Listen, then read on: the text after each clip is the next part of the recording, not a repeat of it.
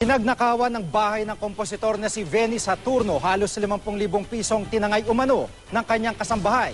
Si Trisha Zafra naka-alerto 24.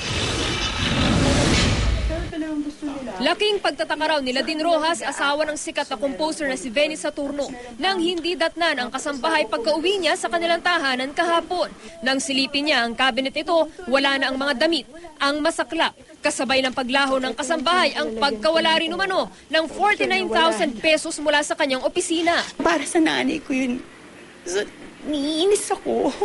Sana pala pinadala ko na lang agad, di ba?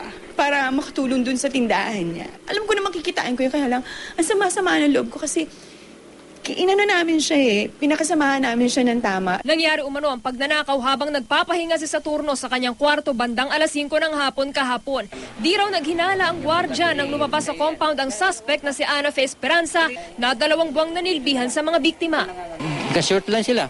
Tapos kuya, diyan lang, pwede ba magbili ng merinda? Gutom na kami. O sige, diyan lang kayo ha. Di na raw bumalik ang suspect. Kasama naman sa iimbestigahan ng kasambahay ng kapitbahay kung saan nakuha ang mga damit ng suspect.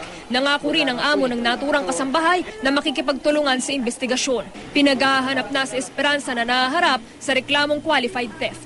Trisha Zafra, naka-alerto, 24.